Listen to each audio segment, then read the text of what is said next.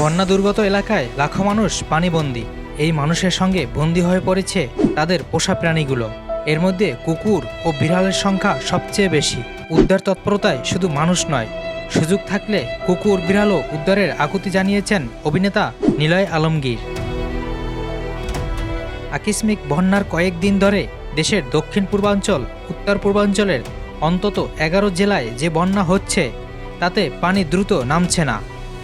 সবচেয়ে বেশি ক্ষতিগ্রস্ত হয়েছে ফেনী, কুমিল্লা, নোয়াখালী ও লক্ষ্মীপুর জেলাগুলো। এসব এলাকায় মানুষের পাশাপাশি করুণভাবে বেঁচে আছে পোষা প্রাণী। সেগুলোর ভিডিও, ছবি ফেসবুকে প্রকাশ পাচ্ছে। দীর্ঘদিন পরিবারের সঙ্গে থাকা এসব পোষা প্রাণী নিয়েও ভাবা প্রয়োজন বলে মনে করেন নিলয়। নিলয় তার ফেসবুক পোস্টে লিখেছেন, মানুষ যেখানে মরে যাচ্ছে সেখানে কুকুর বিড়াল নিয়ে ভাবার সময় কই, এটাই হয়তো বলছে সবাই। কিন্তু বাড়ির সবাইকে যখন উদ্ধার করে কুকুরটাকে রেখে যায়, তখন কুকুরটার কেমন লাগতে পারে। নিলয়ের এমন পোস্টের তার ভক্তরা একমত পোষণ করেছেন। কেউ কেউ মন্তব্যে লিখেছেন, সবার বাঁচার অধিকার আছে, পোষা প্রাণীগুলোর সঙ্গে নেওয়া হচ্ছে, উদ্ধারকারীদের উচিত কুকুর বিড়ালগুলোকেও তাদের পাশে করে নিয়ে যাওয়া।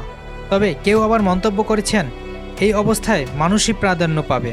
আপনি আছেন কুকুর আর বিড়াল নিয়ে, বাঁচতে তো অন্য প্রাণীরাও চায়, তারপরেও সবাই উদ্ধার পাক। এই অভিনেতা উদ্ধারকারীদের উদ্দেশ্যে লিখেছেন, উদ্ধারকারী ভাই ও বোনেরা, কুকুর বিড়ালের ব্যাপারটাও একটু দেখবেন প্লিজ।